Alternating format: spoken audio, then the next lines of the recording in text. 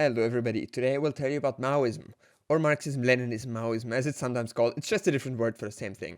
As the name suggests, Marxism-Leninism-Maoism heavily builds upon the ideas of Marxism and Leninism. Well, really, putting Marxism in the name is just intended to make it seem more legitimate by tying it directly to Marx. A big core of Leninism, which I glossed over in the last video for the sake of time, is the idea of imperialism as the highest stage of capitalism. Lenin wrote a book about that, and to sum it up with almost painfully few words, in short, the theory goes that capitalism always needs exploited labor in one place to be able to create a profit, and Lenin predicted that industrialized countries would use cheap labor from their colonies for manufacturing instead of the local proletariat. This would mean that the capitalists would only be surrounded by relatively wealthy workers who would not be ready for a revolution, and that the working class of a semi-capitalist country, like Russia at the time, has to take power before capitalism can manifest itself like that. Mao built on this, so it will be important in a second. Let's have a look at the context in which those theories were thought up. To skip over a lot of detail, China was attacked and forced to submit to imperialist nations for the entirety of the 19th and early 20th century. In the 1930s, the Chinese Civil War was going on and Mao was already fighting in that. Then the Japanese attacked, and the different factions of the Civil War all allied to defeat the Japanese fascists. After that, they continued to fight and Mao won, eventually proclaiming the People's Republic of China. And Mao came up with his theories around here, during the Civil War and before the Japanese invasion. Mao's theory was shaped by his experience, and he experienced that China was nowhere near a capitalist state as Marx assumed that was necessary for the revolution. Mao also saw that the proletariat in the industrialized nations began to become comfortable in their conditions. The bourgeoisie had shared their wealth and privilege with them, and Mao theorized that the proletariat of the imperialist nations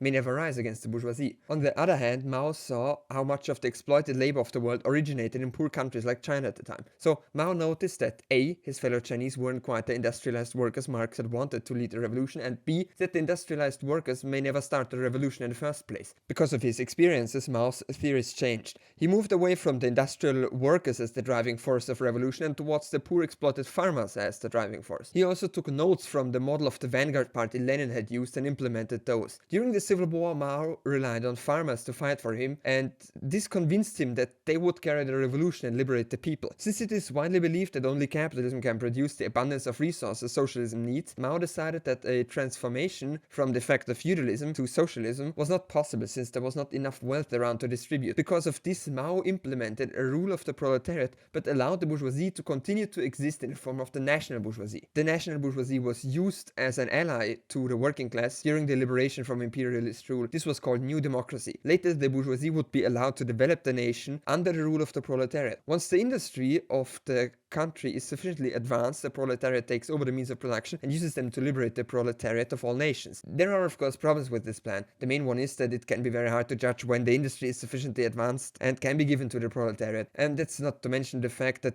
it feels really immoral to have the proletariat fight for freedom just to have them go back to work for the national bourgeoisie the day after the revolution. Though on the other hand, I have to admit that not industrializing like that might have led to China simply being overrun by imperialist forces again.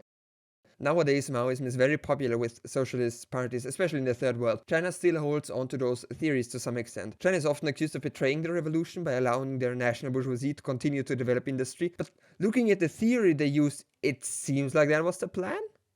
Personally, I think Mao makes some good points about the proletariat of the industrialized nations being bribed by the bourgeoisie and not being ready for the revolution, but I personally have reservations about his plans for alliances with the national bourgeoisie. And that's pretty much it. Thank you for watching. See ya.